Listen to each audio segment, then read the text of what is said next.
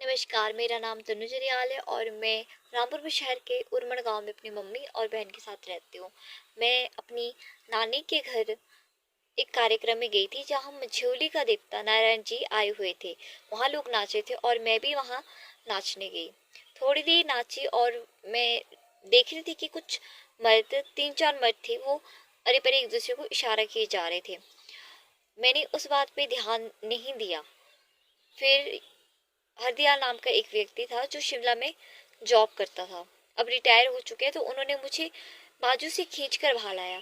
जब मैंने पूछा कि आपने मुझे किस वजह से लाया, तो कहने लगे कि लोग ऑब्जेक्शन कर रहे हैं, लोअर कास्ट के लोग हमारे साथ नहीं नाच सकते। तो मैं फिर वहां से आ भी गई थी, पर दो औरतें मुझे पीछे से मारने आ गई।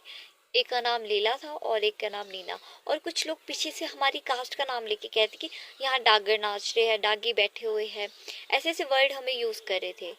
और जब खाना खा रहे थे तो उस टाइम जो राजपूत पंडित वगैरह जो थे, अपर कास्ट के लोग, तो उनके लिए स्पेशल टेंट लगाया गया था और वहाँ पे लोग टेंट में बैठे हुए थे।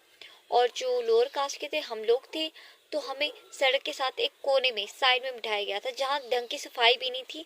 और वहाँ हमारे ही मुंह के सामने लोग उल्टियाँ किए जा रहे थे, शराब भी थे, बहुत से लोग थे जिनकी तबीयत भी खराब थी, और हमें ऐसी जगह में बिठाया गया जहाँ बैठने तक की जगह नहीं थी ढंग की।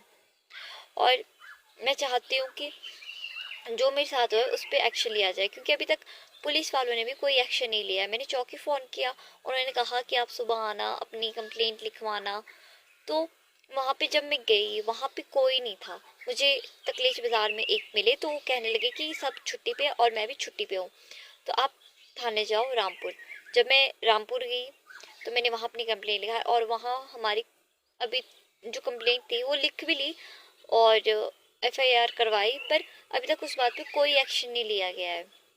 मैं चाहती हूँ कि इस बात पे कोई एक्शन लिया जाए, वो भी जल्द से जल्द, क्योंकि लोग कहते भी है कि महामारी हमारी है, हमारी है।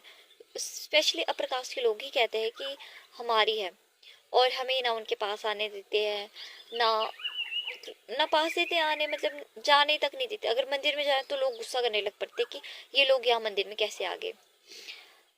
मैं चाहती हूँ कि जो हमारी महामाई है, माता है, तो उन्हें कमेटी में डाला जाए। अभी लोगों से उन्होंने 10-10 हज़ार, 20 हज़ार, जो जॉब वाले उनसे 50 हज़ार, कुछ इतने अप्रोक्स इतने लगे के, और जो और लोग हैं उनसे 10 हज़ार।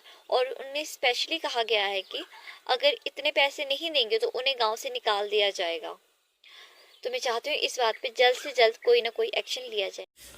हम किसी भी प्रकार का कोई विज्ञापन नहीं लेते हैं, हम आज़ाद पत्रकारिता करते हैं। अगर आप चाहते हैं कि आज़ाद पत्रकारिता जिंदा रहे तो आरटीआई इंडिया न्यूज़ का आर्थिक सहयोग करें ताकि आरटीआई इंडिया न्यूज़ आज़ाद पत्रकारिता करता रह सके।